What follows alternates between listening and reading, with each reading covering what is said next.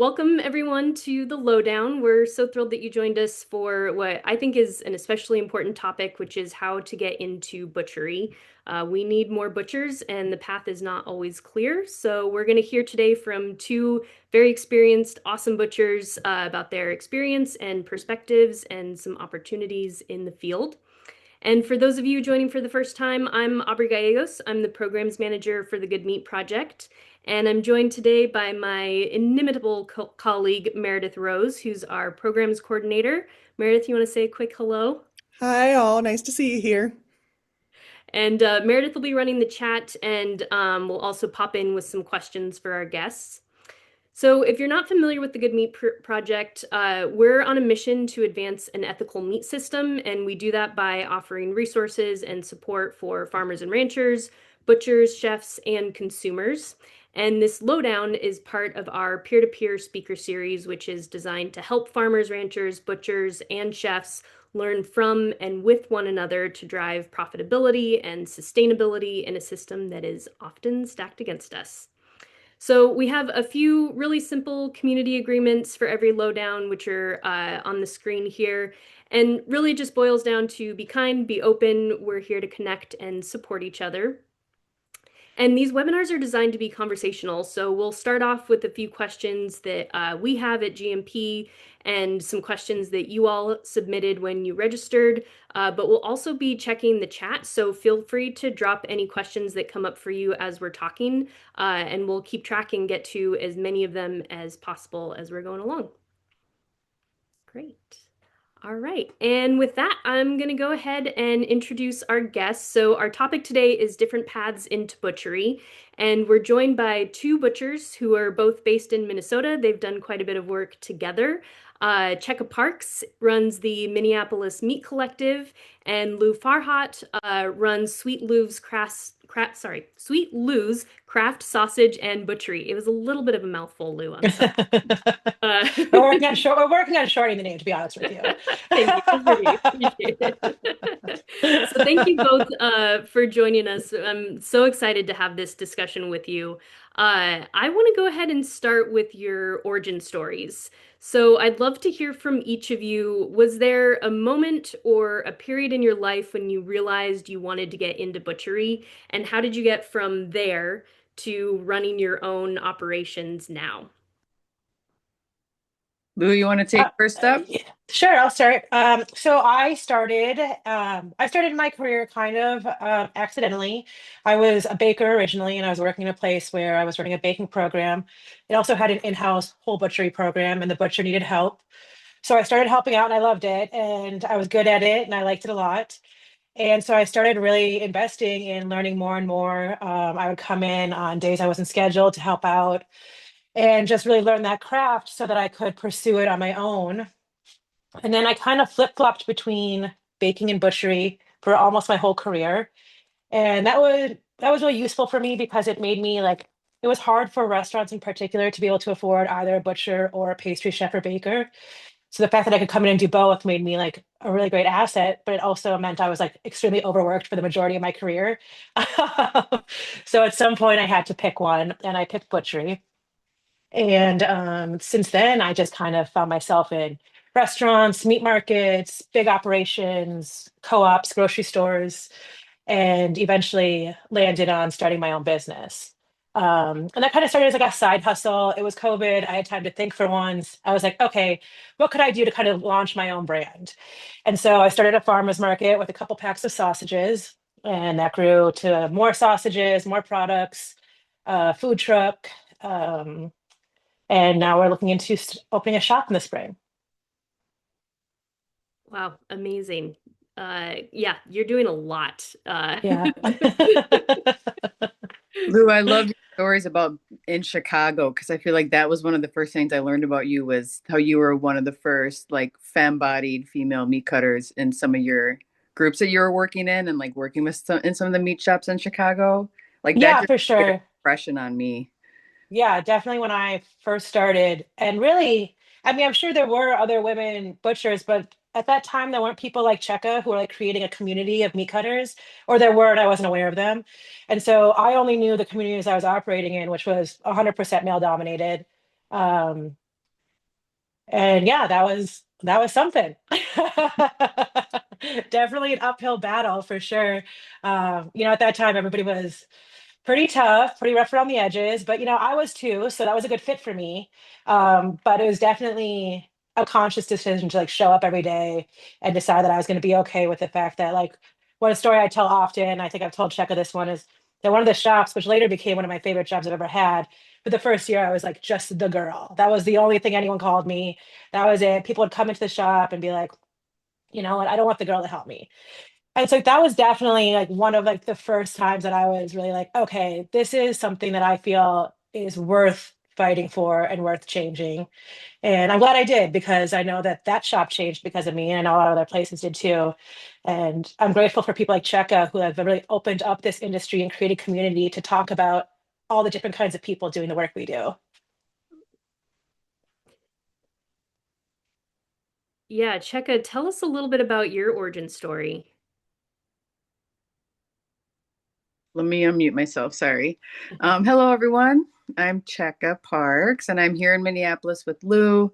Lou and I have had the opportunity to kind of work together in a few facets, but I'd heard about Lou before I met her because of her like pioneering spirit. And the Twin Cities, which is like Minneapolis and St. Paul metro area, is actually home to like a lot of um, younger, femme-bodied, trans or queer meat cutters, which I think is just speaks to the nature of being in a larger city and then also having a lot of grocery options and co-op options to work at. So the industry here is actually rather large, and I'm sure there are lots of other metro areas where that's the case, but I feel like it's particularly special in the Twin Cities, kind of in among the Midwest.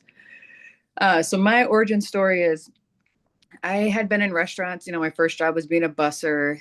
I was a server. I was a bartender. I worked at B Dubs, Buffalo Wild Wings. I don't know if it's national or not. It's all over the Midwest. Not a great place to be, but I definitely learned how to like work my ass off at those jobs. And mostly was in the kind of corporate restaurant world, going into banquet serving, in downtown Minneapolis during college, made a buttload of money doing that, but also just was not impressed with the way things were run or the food. This was like an old spaghetti factory where I learned a lot of this, and then I did a lot of banquet serving on the side for people that did catering. And I worked at a place that taught classes, so I was like a culinary assistant, and I learned a lot during that time of my life where this would have been like 2007, 8, and 9. So like politically, it was like the Obama era. It was the recession. And locally here in the Twin Cities, it was like mad CSA time. This is before smartphones, before apps, but like food blogs.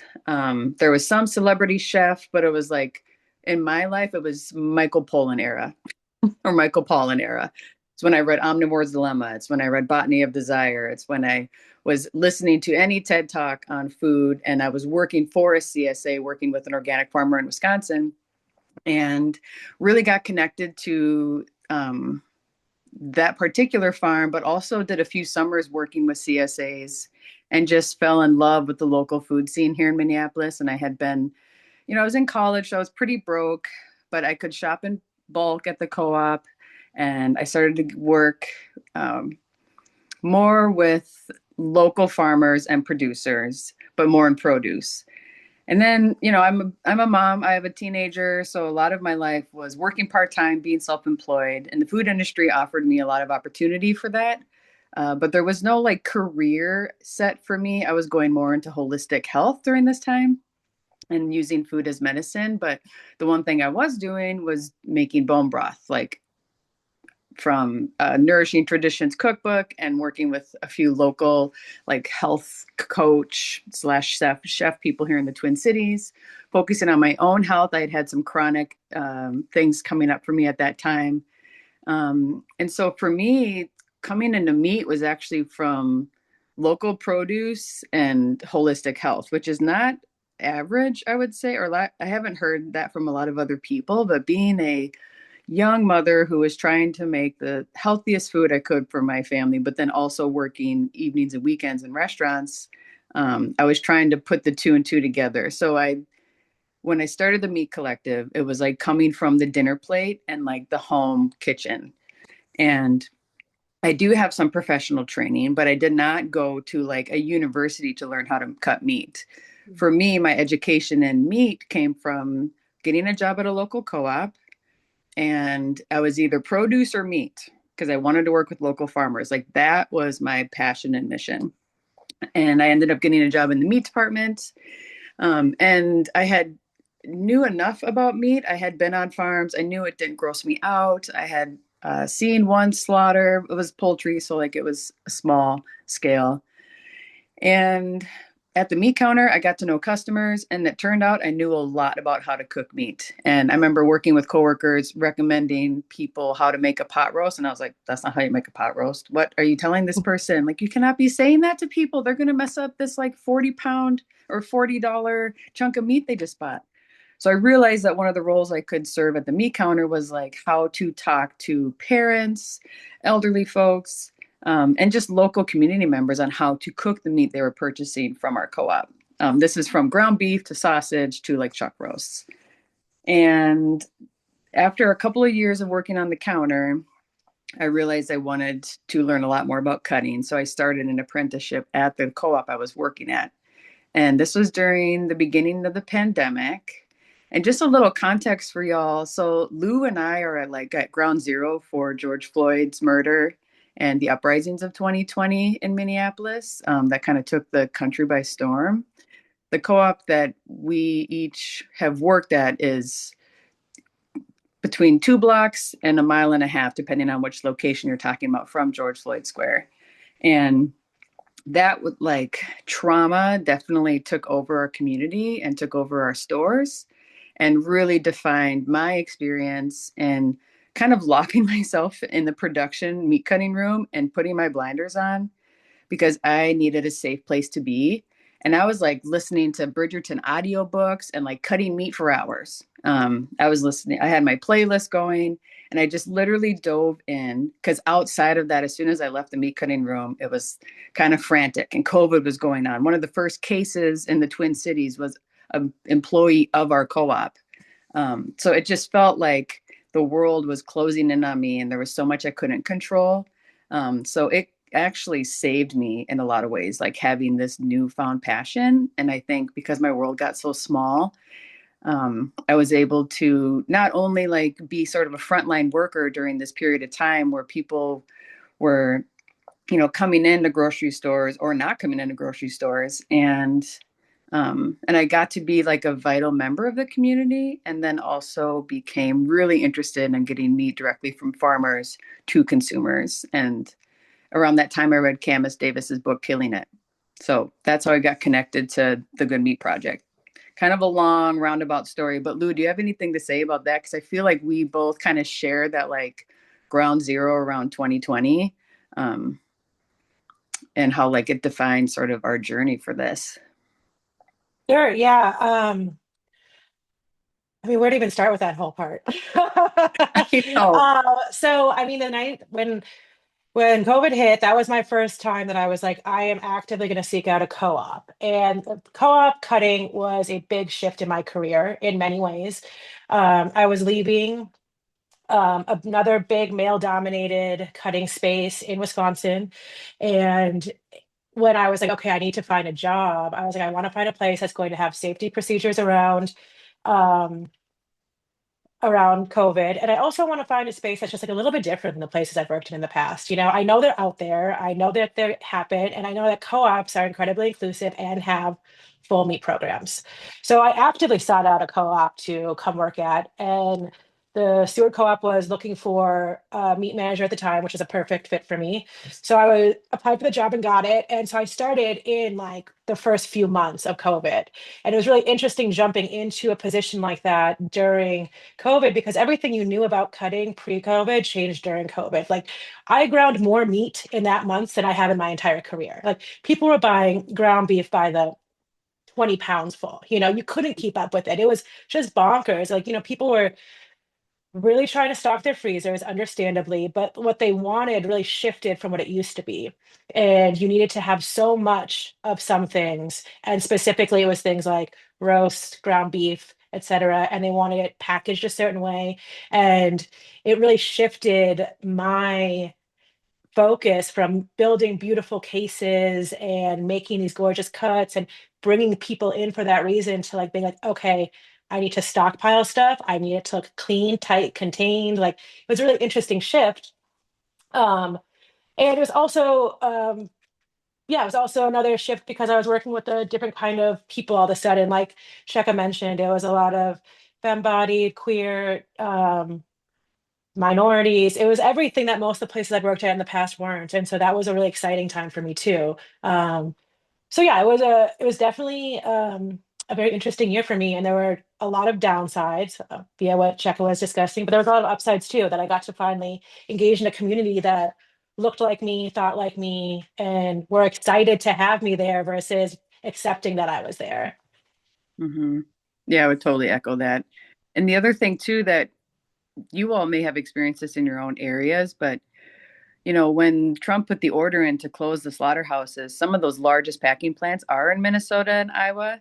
And we didn't have that same issue because our none of our farmers had to stop bringing meat to us in our little co-op because it was direct.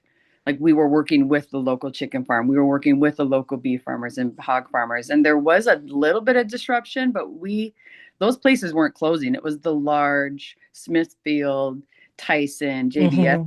that were closing, but we didn't ever have that issue. And so we actually had an opportunity to educate our communities on like why we have For ground, sure. but Cub Foods or a larger place might not. That was also a really cool moment where historically people who source from local farms or co-ops or whatever have a much higher price point than your commodity stores. But since it became so hard for those stores to get meat, the prices started to even out. So Hmm. people were able to get this really ethical, sustainable local meat that's gorgeous at the same price they're paying for commodity beef in these other spots. So it was this moment too where we got so much these places got so much busier than they'd ever been before, and we were selling meat at almost equal to or lower price point than something less ethical, lower quality, and from God knows where. So that was also a really interesting moment where we had so many new people coming in. And I think that after the pandemic, they were hooked because why wouldn't you be, right? And I think that we've seen it recently, like there's those prices have stayed sort of tip to tip, which is really nice because that was always the biggest struggle for me. Like, how do I source the kinds of things I want to source, sell at the price point I have to sell it at, and still be able to reach all the people I want to reach? So that was a really great moment for me to be able to like access more people because of those changing price points. Wow, and you both started or were really kind of deep in your butchery career at such a specific time, as you're mentioning, like all these very specific changes happening, and butchery in general has gone through so many massive shifts in opportunities and identity as our cultures have changed, our technology, our systems and policies.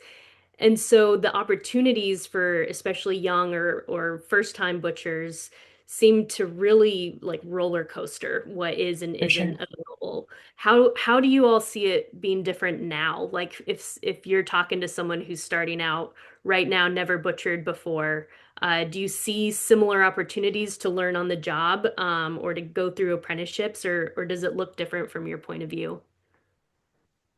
I think it looks different. You know, I started butchering about 15 years ago.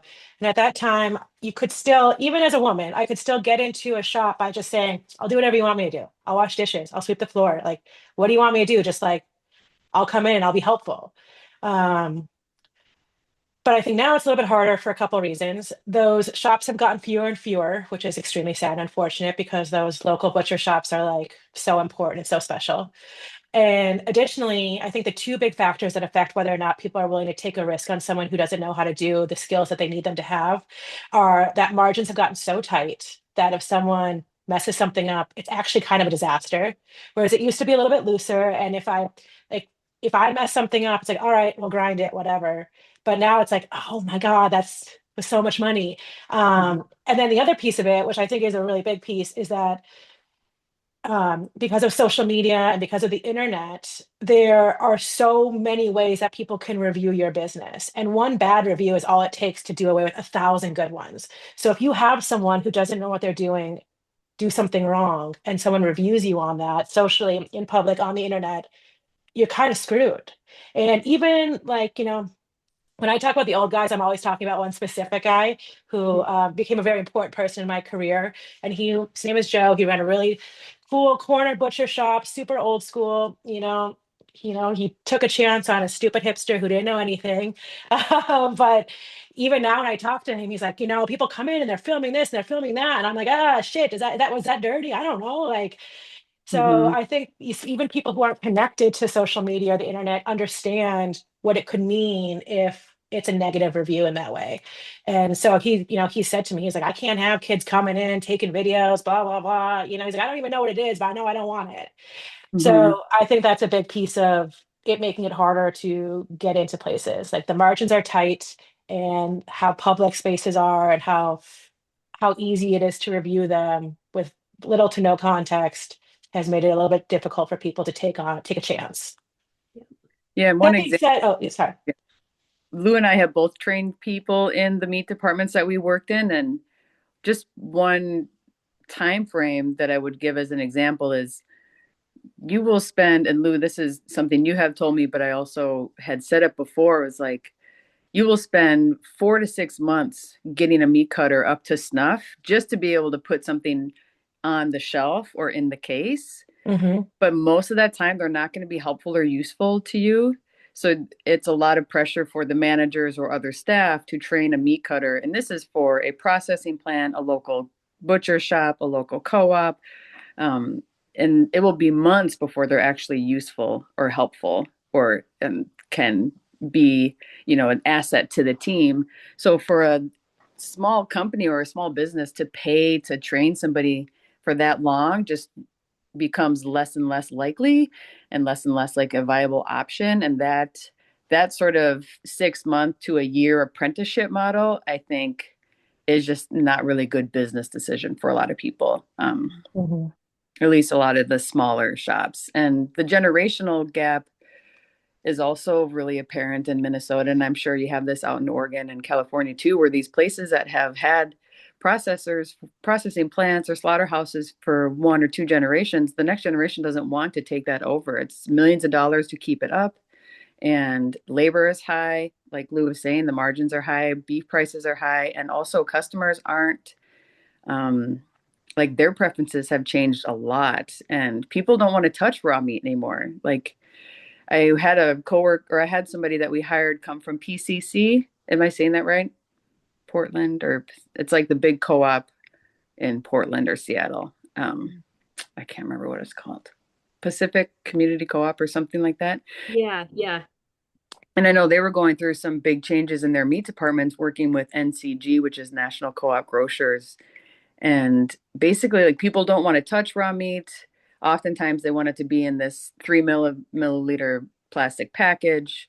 And the whole like going to a case and having someone serve you a half pound of ground beef, that model is, I feel like, kind of disappearing. And I really think TikTok and even Instagram and YouTube has kind of created this like death of an expert Mhm. around this industry, among many other industries. But yeah. Yeah, that's actually a great segue into a question that I had, and I know some folks joining have, which is there's so many virtual learning opportunities available today. Mhm. There's YouTube tutorials. I've seen TikTok videos on how to, break down a Yeah. part of an animal. There's online courses that are structured that you can pay for to learn butchery. What role do you see online training playing? Do you think that folks can learn a complex craft like butchery online? Is there a place for it? How does that work with in-person learning in your opinions? I mean, Oh, absolutely. I yeah. think do it. Learn everything you can before you go to someone and ask for their help. Like Yeah. I think given everything I said about how it's harder to get into a space, I still think that the core of it is what I did. It's like come in as useful as you can be. And Hmm. whatever it takes to be as useful as you can be is what you should do. And one way is to really educate yourself. If you can come in and you already know, obviously you're going to need some help getting there, but if you already know what everything is, where it should be, have a concept of it, understand, understand safety, understand how machines work, you can learn all these things on the internet. You might go into a space and everything you learned, the person says, I don't like any of that, forget it. But you still have that knowledge there, right? Every shop has its own way of doing things, and you should always do what that shop tells you to do. Otherwise, you're just being annoying. Like it's nobody wants to know how much you know. They just want you to be helpful, right? Yes. But you still do know it. So absolutely learn everything you can. And then if you can find someone who will also take you in, now you'll learn some more. But like books, internet, the podcasts like this, do everything you can to educate yourself before you ask somebody else to do that work for you, you know? Hmm. But it's never gonna, but also piggybacking, like, but your wrists, your hands, your dexterity, your coordination, your ability to work with your hands, like that is an essential part of this industry. For You sure. will, so like I think the online piece is essential, and I learned a lot online while I was doing this, but nothing prepared me for the reps needed to break down chickens or break down turkeys. Mhm. And like just like any skill, you need the reps. And so that's where I feel like people have a hard time getting access. At least when they come to me, they're like, yeah, I did one butchering class with you last year. I need to do another one. And I'm like, yeah, you need to get the reps in. Like it's so hard here to get the reps in when you're doing this for once or twice a year. But I think Lou's point is real, where be as useful as you can be before you approach a place or a shop. And if you can prove yourself useful, then people will spend the time to train you. And but I do think the skills, and I can really attest to like your knife skills matter a lot when you're meat cutting. For sure. So honing in your own knife skills, like that pun there, is really, really important. And understanding food safety and like how to use a knife safely. There are a lot of accidents and things that happen. And if you're going to be operating machinery too, it's just really, I think coordination matters a lot in this industry, and being able to see a process and being able to respect the machine and understand how machines work, which a lot of folks don't know how machines work. They don't understand. And so that's a big part of the training too. Like we take bandsaw training really seriously in the meat industry. Like you have to work your way for months before you can use a bandsaw, because it is a very dangerous piece of machinery and it should be taken really seriously. But you can do a lot of cutting without a bandsaw. But if you're going to go into an industry, learning how to use the machines is a big part of it. Yeah. Mhm. For sure.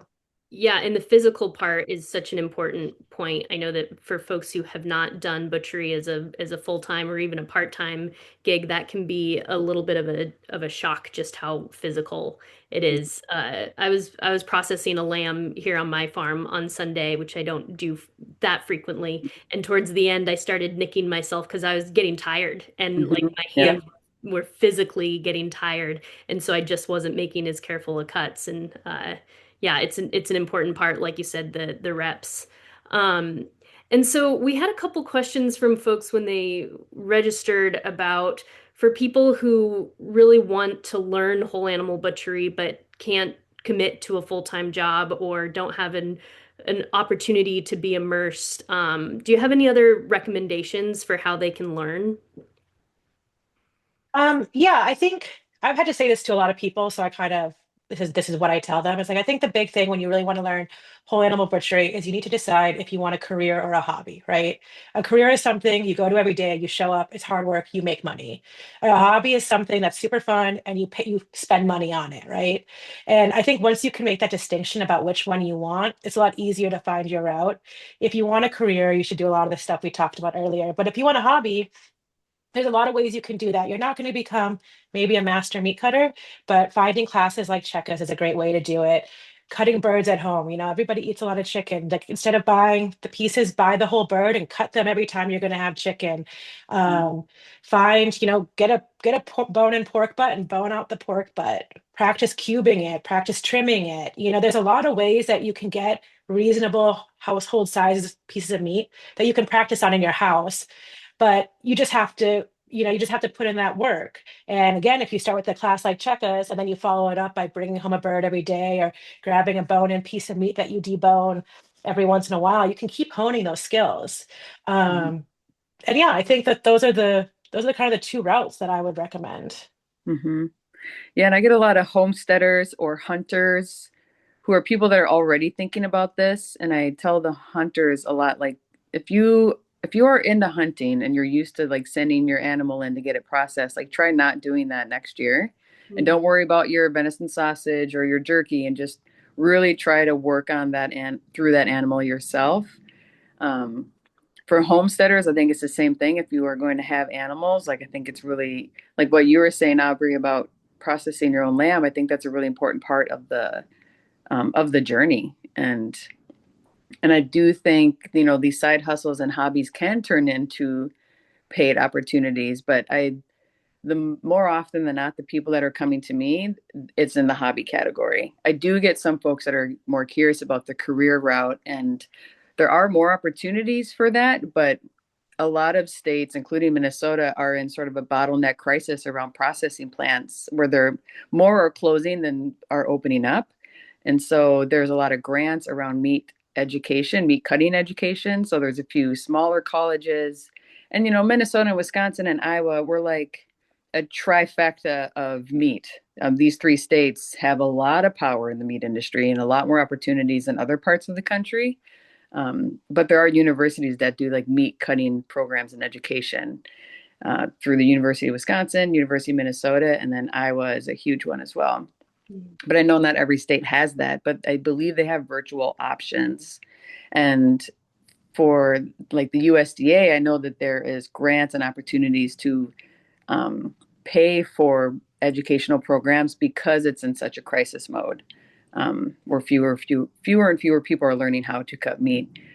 One thing that I tell some of my friends who are just like, they just like to eat clean. They don't necessarily like, they're not wanting to operate any sort of machinery. They're not interested in hunting. They just, want to eat good meat because it tastes good. And they're really into like the Wagyu TikTok videos and picanhas and all the things around Those like are good that. though. They are really good. Those are But really I'm also like good. a little over the whole like TikTok sensation around meat. Sure. Hmm. Because there's like literally two per animal. So it's like it's not like For a sure. For economical sure. way to eat through a whole animal. But oh shoot, what was I gonna say around that? Sorry. No, no. Oh, more often than not, they just want to, eat tasty meat, have it be good for their family or themselves. And what I say to them is like, okay, if you're thinking of your community of people, like if we're trying to be resourceful here, in my world, I want to know a nurse, a mechanic, I want to know possibly a doctor. I want to know a plumber, an electrician. So you have these people in your life who are working in the trades, like add a butcher to that list. Know a butcher or know a local place where you can go to, even if it's like a larger chain.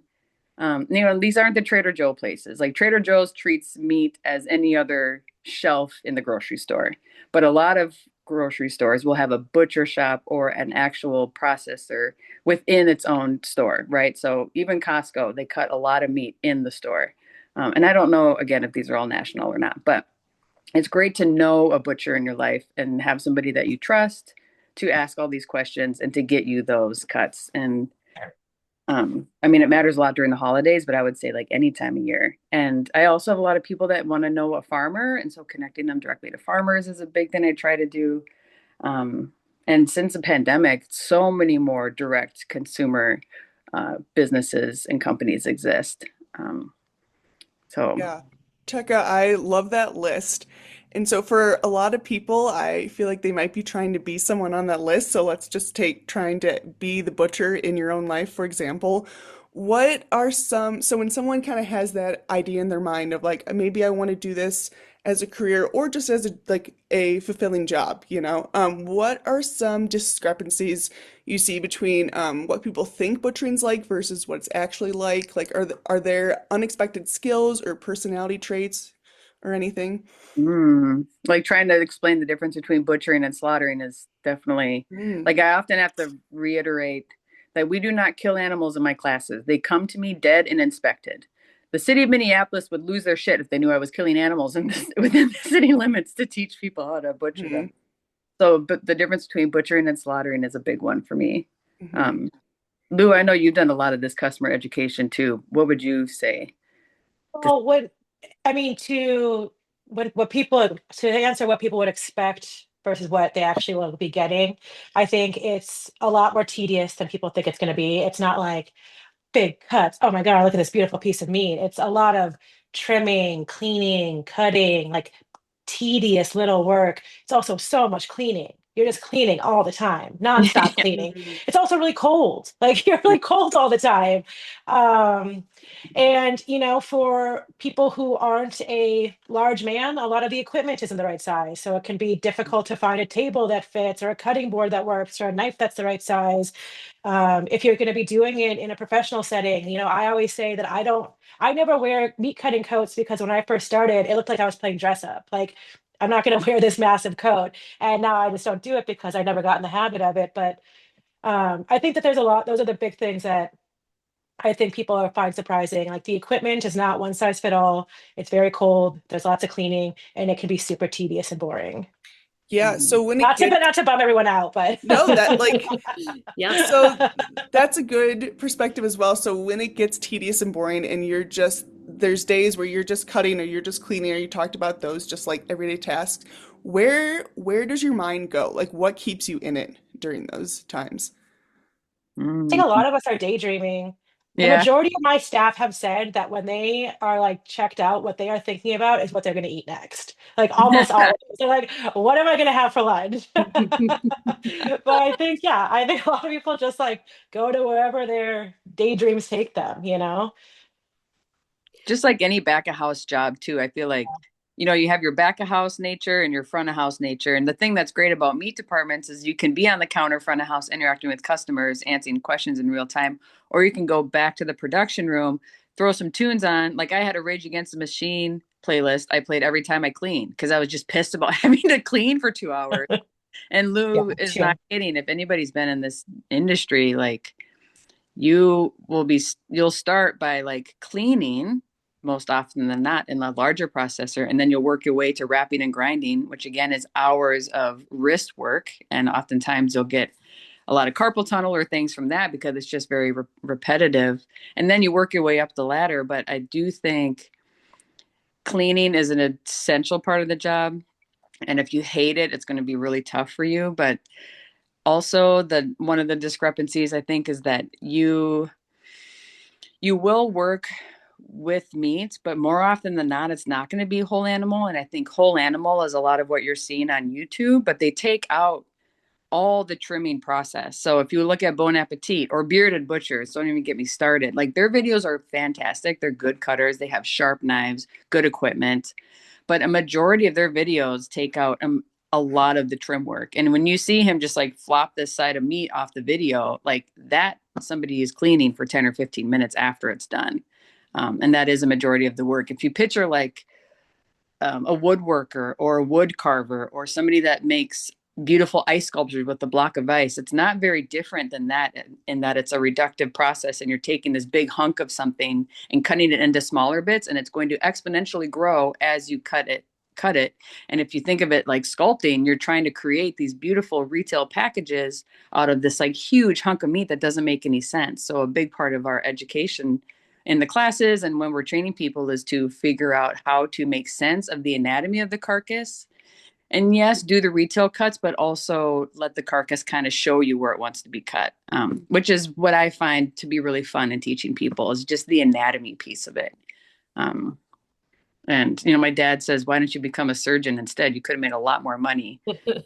And I'm like, I don't want to see humans. I like seeing animals anatomy. I find it really interesting. So Meat doesn't gross me out. The humans maybe kind of gross me Yeah. out. Yeah. oh, humans are And gross. then just to add to what Cecka said, I think we've talked to this a lot, and she's really good about teaching that end of it. One thing that I tend to focus on really hard when I'm teaching people is the whole animal aspect of it. And like that's another piece that you could kind of learn on your own at home is like what would I do with every single piece of this animal? Because there's a lot of odds and ends. And a lot of people say like I don't want to see how the sausage is made, but it's like it's all good. Like everything in there is good. Like if it's bad, we trimmed it off and threw it out. Like everything else is good. You just have to know what to do with it. And there's obviously like sausage making, there's grinding, but there's also so much more. There's like, we know about bone broths and whatnot. That's Mhm. also when you start to get in to like the really detailed nitty gritty. It's like I have all this fat. What do I do with it? I have these organs. What do I do with it? I have extra of this and too much of that. Like, how do I separate it into things that I could make other things out of? And that's a huge piece of not only making a whole animal butchering worth it, but also profitable. If you're not making Mhm. something out of every single piece of that animal, you're not making money. Mhm. So that's a huge, huge piece of it for me. It's like, and that's when it gets hard. That's when it requires a lot of thinking and a lot of extra work and a lot of process. So that's one thing that I would really recommend to people who want to think about whole animal butcheries or hunters. It's like start thinking about what you could do with every single thing that could possibly be on that animal, and you'll already come in with half your battle done. Mhm. Yeah. And as we're kind of, in a career counseling lens, when someone says, "Oh, I want to be work in film," you're like, "Okay, there's a director, there's an editor, and there's an actor. There's actually like 200 or 300 more jobs Yeah. people may not even know." What's the equivalent for butchering? Can you talk a little bit about, there's butcher, there's a meat cutter, there's processors. Can you talk a little bit about some of these auxiliary jobs that could also be some creative ways towards butchery, or even for folks who think that they want to be a butcher, but there may actually be another job that would interest them just as much, if not more, in meat? Mm. For sure. I mean, the obvious start is working a counter. Mhm. There's also like, I mean, there's so many routes you could take if you want to get involved in the meat world. If you don't think that maybe, if you want to, if your end goal is either getting to a butchery or you just aren't sure what you want to do, I mean, get involved in CSA programs like Cheka was talking about. Find Mhm. meat collectives and ask how you can get, like maybe not a class, but how you can get involved. Like connect with farmers markets, find Mhm. local food hubs. Like in the Twin Cities space that I work with closely. It's called the Good Acre, and it's a space that's a local food hub that connects farmers to the people who want to buy their food. And they need volunteers all the time. Like talk to places like that and see how you can connect with the meat world. And when you start just spending time around it, you really do find like, oh, this guy does this cool thing. I want to do that. Like, oh, this guy does this cool thing and I want to do that. There's so many different steps that meat takes to get to your table that Mhm. if you start tracing it, you're going to find the spot you want to be in. Mhm.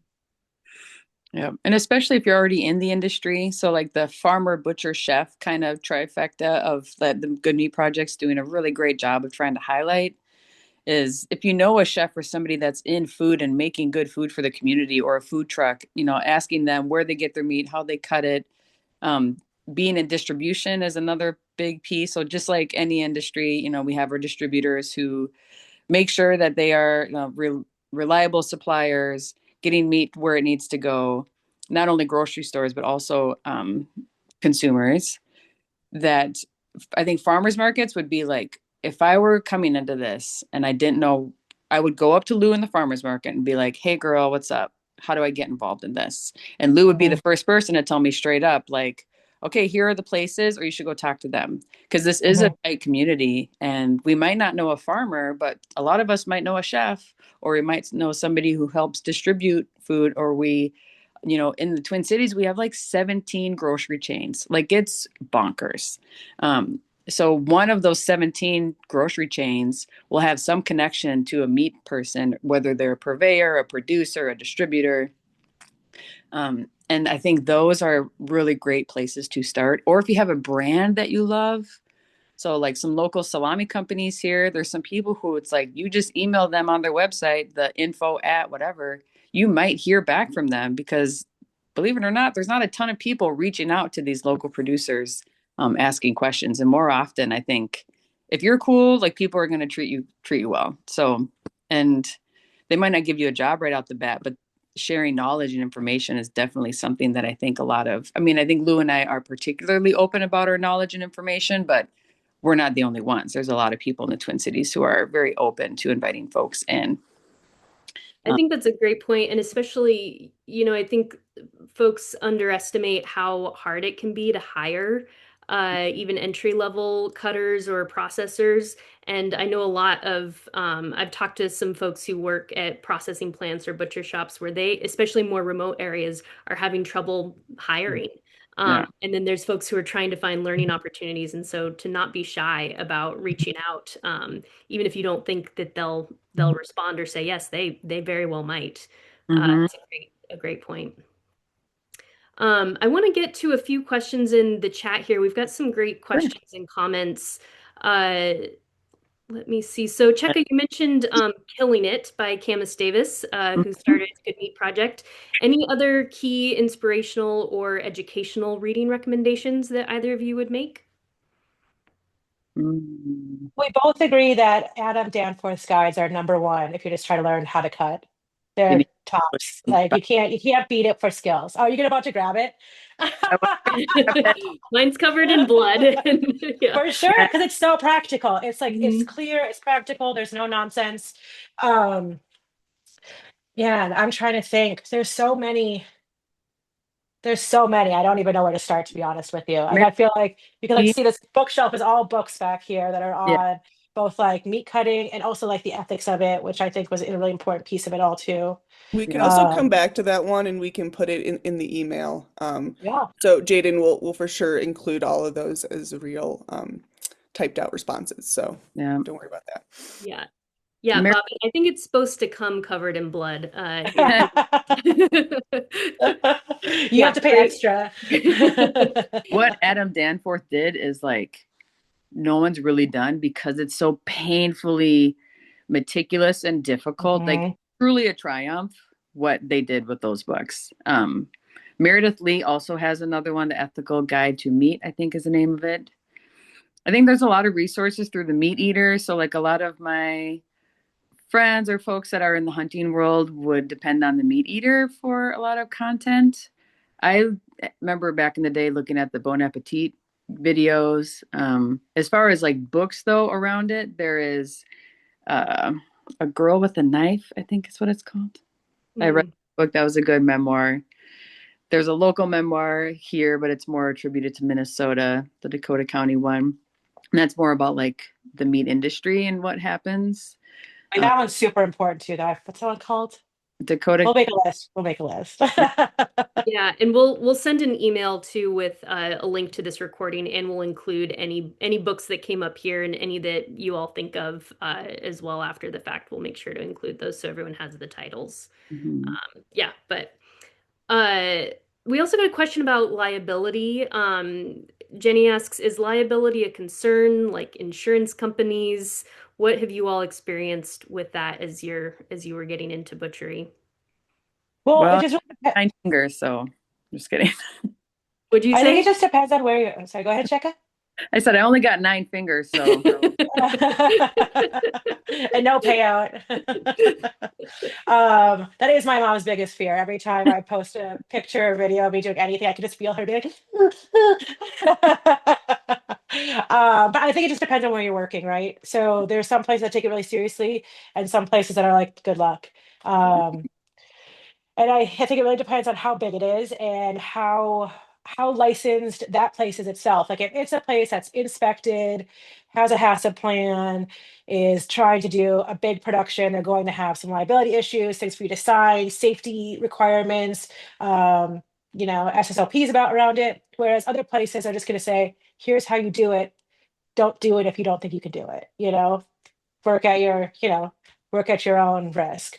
Yeah. So yeah, I think it's just really dependent. There still is a huge gap in how meat shops operate, and some are really loosey goosey, and some are very serious. And I think you know what you're getting into I think you know right away what you get yourself into. Yeah. yeah, and I'd be curious to hear. I don't know enough. I haven't been in enough like kitchens in Minneapolis necessarily to know this, but I think the chef's knowledge of meat safety and food safety around meat varies wildly. Um, Mhm.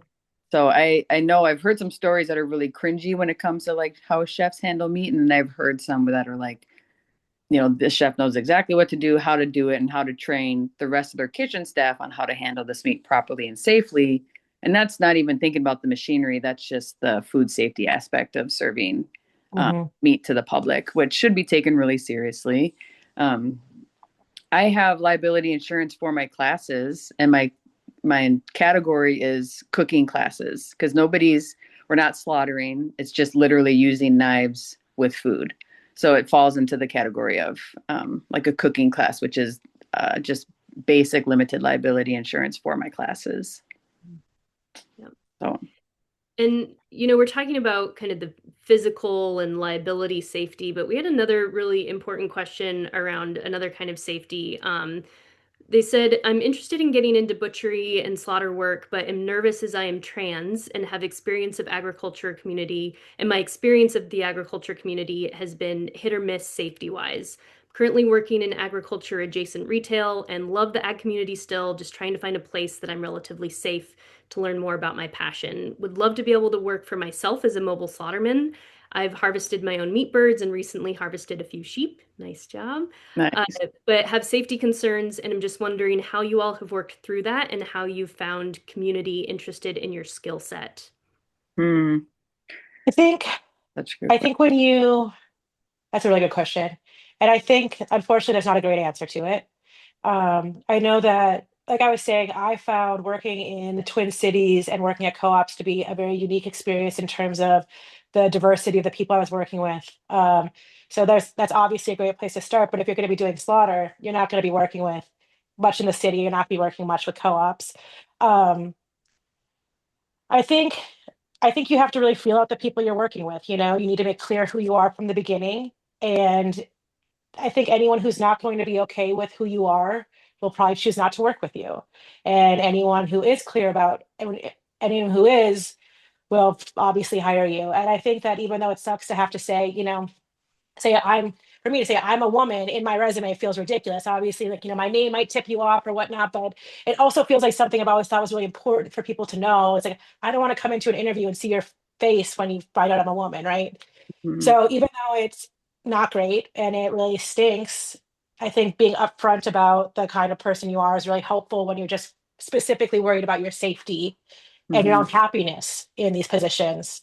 And until things change, which they are very slowly, I think that's the best route you can take to make sure that you're only going into spaces that are not only going to be safe, but also feel good. Mhm.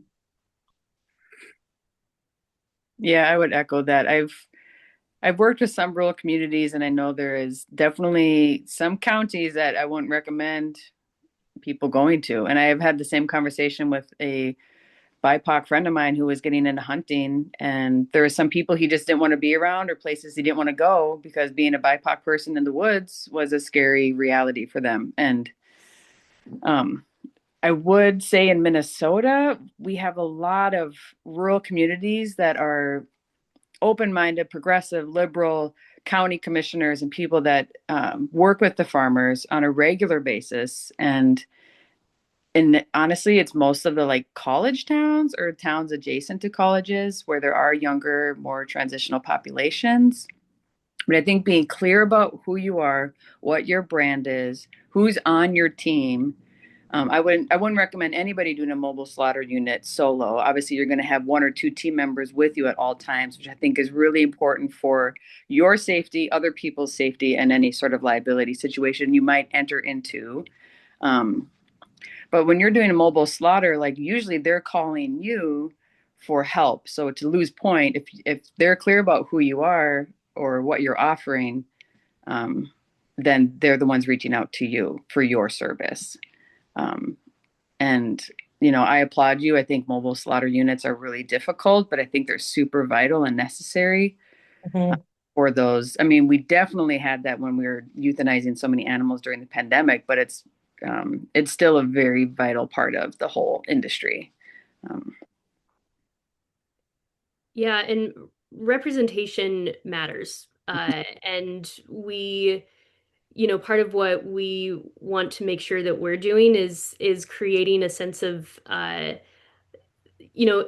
fighting that stereotype that a butcher looks one way. We can all picture Yep. what people think a butcher looks like. We can see Mhm. very mhm, call that is not a butcher looks like anybody. Um, Mhm.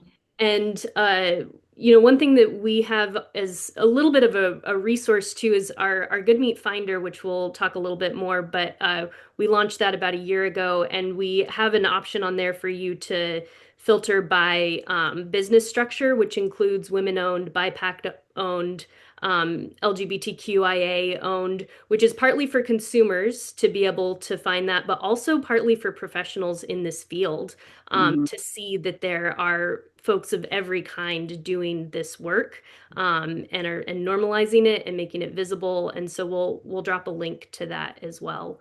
Um, this hour has flown by. We have just a few minutes left. Before we end here, I wanted to say two quick things. One is part of what I'm hearing from you two as well is that for butchers and butcher shops to be able to offer training and apprenticeships, they themselves need to be thriving to have the capacity and the For space sure. to do that. Mhm. So for folks who are interested in butchery or want to support butchery, the best thing you can do is go support your local butcher shop or your local Mhm. meat collective and make sure that they're getting the business that they need and deserve so that we can continue to uplift butchery as a craft and as a trade. So that's my one little plug there. And then before we wrap up with you all, I just wanted to hear from you both. What's next in your worlds or on your horizon? Anything you want to share or promote that folks should know about? Hmm. Well, I mean, I have some very exciting stuff happening. I've been in mobile business for a long time, and we're moving into a shop in the spring, which is thrilling and a true Mhm. dream come true.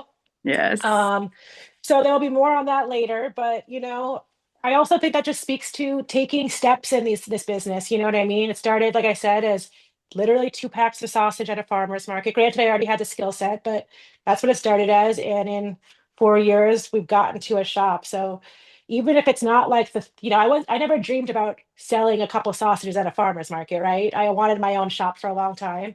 And I think just taking the steps you can take in the moment you're in is part of it too. Like if there's something you can do now, do it.